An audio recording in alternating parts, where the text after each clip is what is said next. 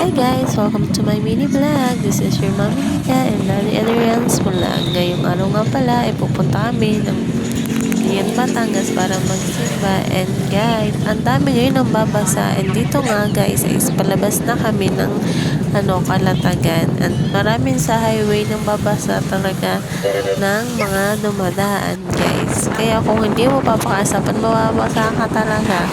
And kaya hindi kami nababasa guys is may kasama kami mga baby namin kaya nakikiusap kami guys na hindi kami mabasa kasi baka mabasa yung mga baby na kasama namin.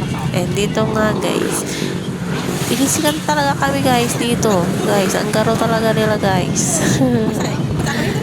Shadis nga pala guys. And dito nga guys, ang daming pumaparadang motor, makikisa sila sa San Juan ngayon, nagpapabasa sila talaga sa mga namabasa sa highway. And dito guys, nandito na kami sa ginagawang daan. And dito ngayon nasa unahan namin si Inat si Ama is napatama sila dun sa lubak-lubak na daan. Kaya natatawa kami dyan kasi hindi sila nag-ayos ng daan nila. And dito guys, paano na kami na bomba at tinanong si Daddy at Rienyo kung bakit napadaan sila sa lubak-lubak.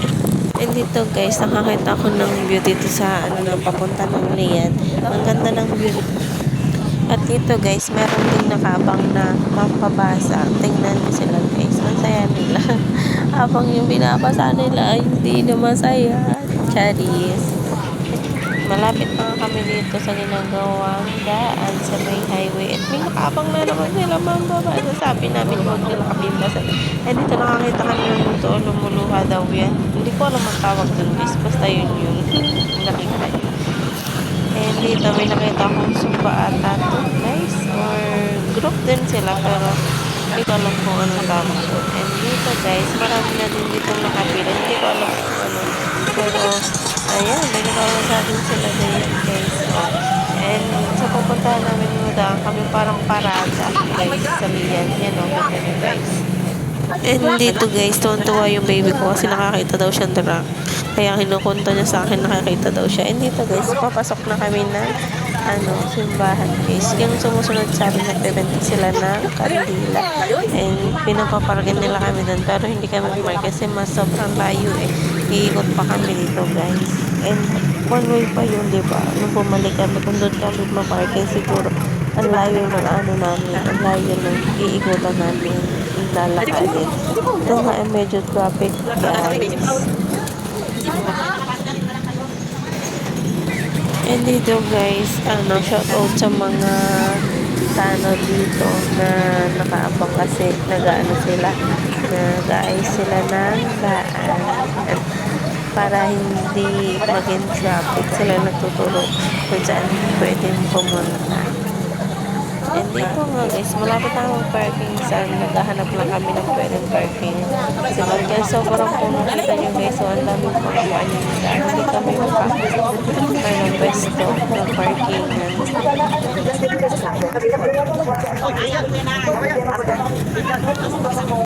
And dito guys, nakapila na kami dito sa simbahan. And sayang dahil hindi naman kami nakahawak sa santo dahil ang daming ginagawa sa simbahan. Lumabas na lang kami. Dito guys, pauwi na kami and ang dami nilang nakaparada. Pauwi naman kami kaya pwede naman kami mabasa or mabisika ng konti man lang para may blessing, diba guys? Dito guys, yung cellphone ko nababasa kasi meron nga nag-iisip. And inaayos ko yung cellphone ko kaya naman guys, ang dami na nakaparada.